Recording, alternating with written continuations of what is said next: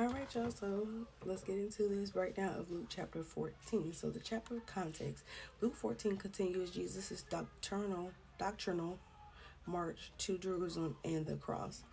Luke 14:15 contain the second grouping of one miracle and a series of discussions about the kingdom of God and salvation. Luke 13:10 through 35 is the first, and next will be a collection of warnings about rejecting God's kingdom, Luke 16:1 through Luke 17:10, and two more sets of lessons about the kingdom and salvation, each beginning with a single miracle, Luke 17:11, and then Luke 18:34, and then Luke 18:35 through Luke 19:27. After this comes Jesus' triumphal entry into Jerusalem. So let's break this down. Luke 12:1 through 19:27 is a curious passage within the larger so-called travelogue of Jesus. Luke 9:51 through 19:27. It can be broken into 6 sections. Luke 12:1 through 13:9, instructions on living God in God's kingdom. That's good. Luke 13:10 and through 13:35, a Sabbath healing and instructions on the kingdom of salvation. Luke 14:1 through 15:32, a Sabbath healing and instructions on the kingdom and salvation.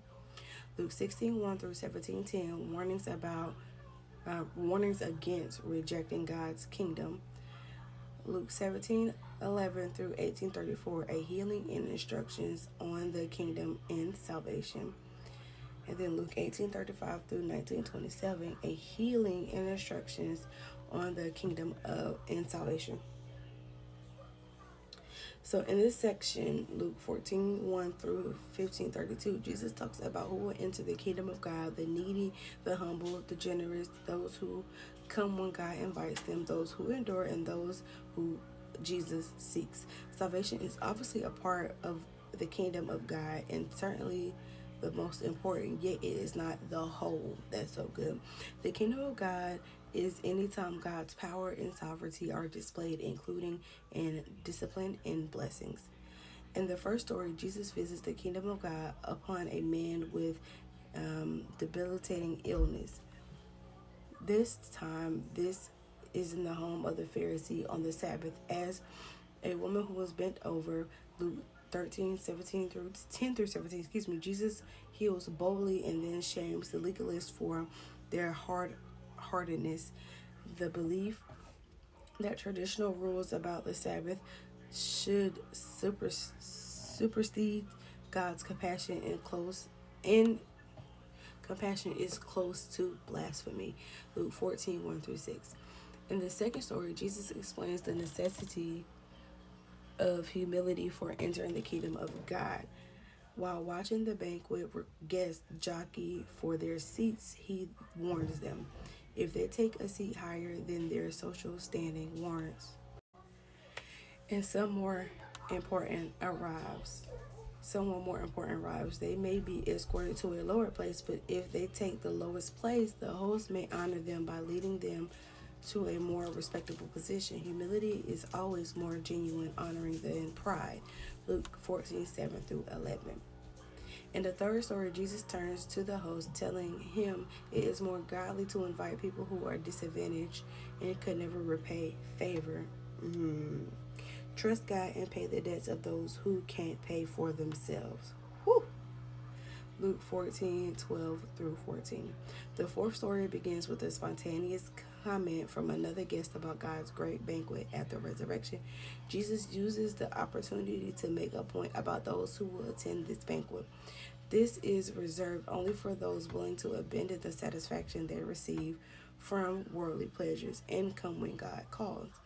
Luke 14:15 through 24. Finally, Luke transitions to a lesson on what those who wish to enter God's kingdom must consider giving up. They need to count the cost, to seriously consider whether they are willing to make long-term sacrifices to remain faithful to Him. If they don't, their present attempt to identify as His disciple will not benefit God's kingdom. That's heavy. Luke 14:25 through 35.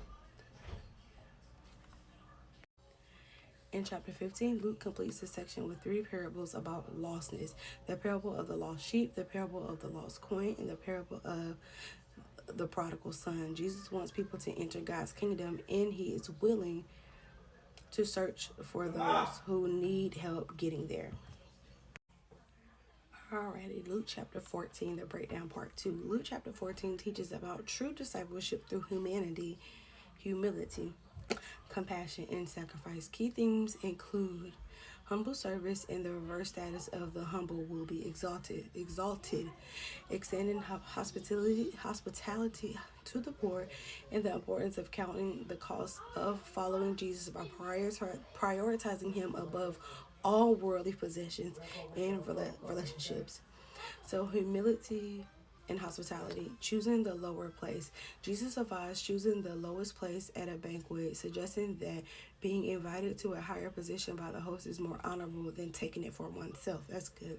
Generosity to the poor. Hosts are encouraged to invite the poor, crippled, lame, and blind who cannot repay the kindness. God will reward those who show such generosity. The great banquet parable. When the originally invited guests refuse the invitation to a banquet, the host opens it to the poor and marginalized, illustrating that God's kingdom is open to those who accept his invitation.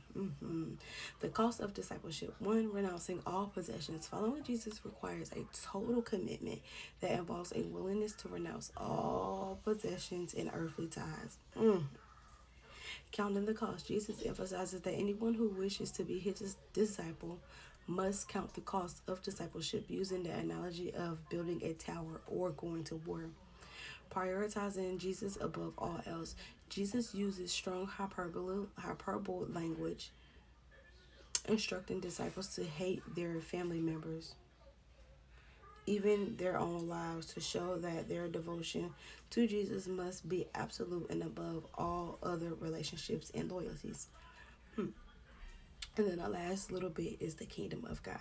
Upside down values. The teachings in Luke 14 highlights the upside down values of God's kingdom, where the last became first and the humble are exalted and the excluded are welcomed.